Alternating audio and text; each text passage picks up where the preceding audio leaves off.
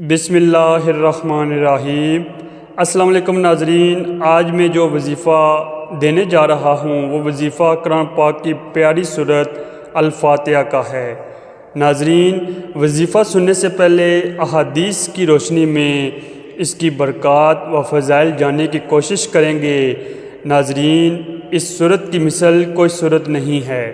صحیح مسلم میں روایت ہے کہ حضرت ابو ہریرہ رضی اللہ عنہ سے منقول ہے، رسول اللہ صلی اللہ علیہ وسلم نے فرمایا کہ حق تعالیٰ نے فرمایا کہ نماز یعنی سورۃ الفاتحہ میرے اور بندے کے درمیان دو حصوں میں تقسیم کی گئی ہے، نصف میرے لیے ہے اور نصف میرے بندے کے لیے، اور جو کچھ میرا بندہ مانگتا ہے وہ اس کو دیا جائے گا۔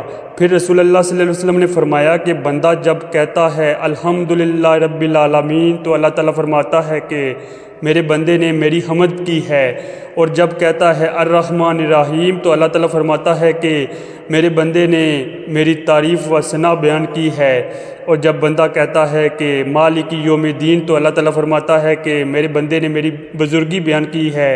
جب بندہ کہتا ہے ایاک نعبد و ایاک نستعین تو اللہ تعالیٰ فرماتا ہے کہ یہ آیت میرے اور میرے بندے کے درمیان مشترک ہے، کیونکہ اس میں ایک پہلو حق تعالیٰ کی حمد و ثنا کا ہے اور دوسرا پہلو بندے کی دعا اور درخواست کا ہے۔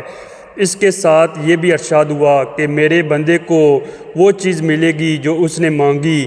پھر جب بندہ کہتا ہے اہدنا الصراط المستقیم آخر تک تو حق اللہ تعالیٰ فرماتا ہے کہ یہ سب میرے بندے کے لیے ہے اور اس کو وہ چیز ملے گی جو اس نے مانگی۔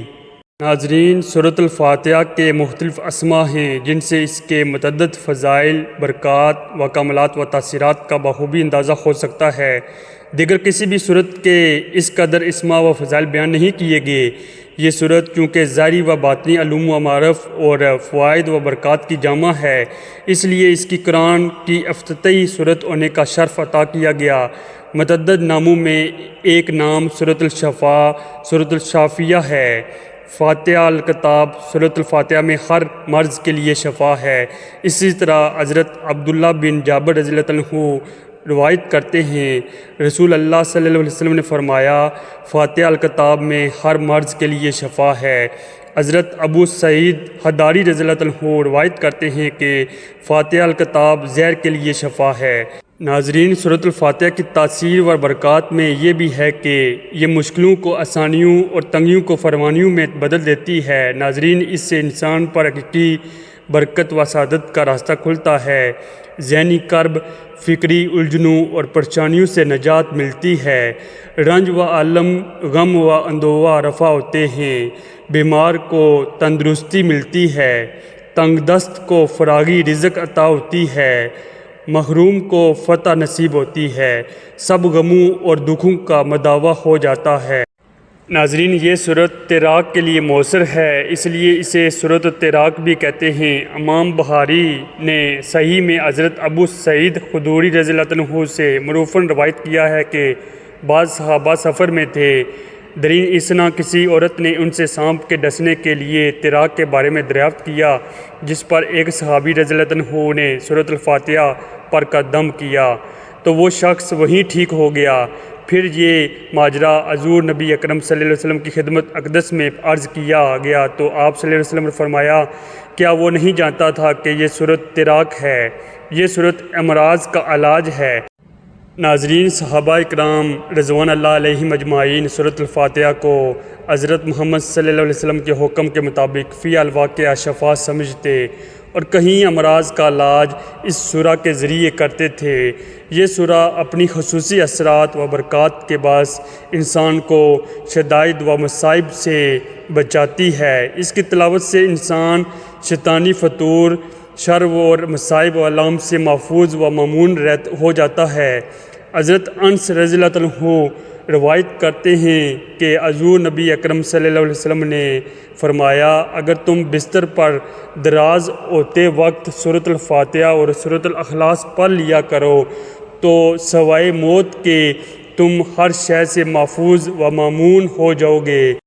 ناظرین، اس تاثیر کے بعد اس کا نام سورۃ الواقعات بھی ہے۔ فاتح مشکلات روحانی برکات کے لیے، ہر قسم کی مہمات میں کامیابی کے لیے، آفات و بلیات سے حفاظت، جملہ امراض سے شفا یابی اور اللہ کی خاص مدد و نصرت کے لیے یہ وظیفہ مؤثر ہے۔ سورۃ الفاتحہ کی تلاوت کے بعد اس وظیفے کو آپ تک پہنچایا جائے گا۔ اعوذ باللہ من الشیطان الرجیم، بسم اللہ الرحمن الرحیم، الحمد للہ رب العالمین، الرحمن الرحیم، مالک یوم الدین، ایاک نعبد و ایاک نستعین، اہدنا الصراط المستقیم، صراط الذین انعمت علیہم غیر المغضوب علیہم ولا الضالین۔ یہ سورۃ الفاتحہ 11 مرتبہ پڑھیں۔ 10 بار پڑھ لینے کے بعد جب 11ویں مرتبہ پڑھنے لگیں اور اس آیت پر پہنچیں ایاک نعبد و ایاک نستعین، تو اسی ایک آیت کی ایک تسبیح 100 مرتبہ کریں اور پھر بقایا سورت مکمل کر لیں۔ اول و آخر 11 مرتبہ درود شریف پڑھیں، پانی میں دم کر کے پئیں۔ اس وظیفے کو کم از کم 40 دن یا حسب ضرورت جاری رکھیں۔ سادہ طریق سے فقطاً سورت کا 3 بار، 7 بار، 11 بار، 40 بار یا 100 بار حسب ضرورت پڑھنا بھی کثیر فوائد و برکات کا باعث ہے۔ ناظرین، سورۃ الفاتحہ کے پڑھنے کے فوائد جانیے۔ روزانہ کی نماز میں سورۃ الفاتحہ کلام مجید کی واحد سورت ہے جو روزانہ نماز کی ہر رکعت میں پڑھی جاتی ہے۔ اس سورت کے بغیر نماز نہیں ہوتی۔ ذیل کی ایک حدیث میں بھی یہ روایت ہے، جس نے نماز میں سورۃ الفاتحہ نہ پڑھی اس کی نماز باطل ہے۔ تلاوت کرنے کے لیے اجر عظیم سورۃ الفاتحہ قرآن پاک کی خوبصورت ترین سورتوں میں سے ایک ہے۔ سورۃ الفاتحہ پڑھنے والوں کو اجر عظیم ملے گا۔ قرآن کو سمجھنے میں مدد کرتی ہے۔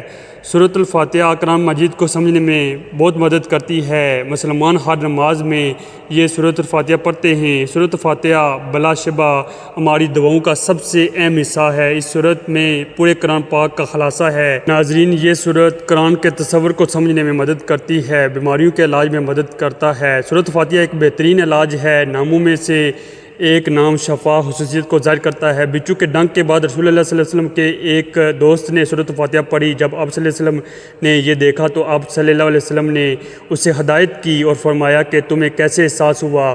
کیا یہ شفا دینے والی تھی؟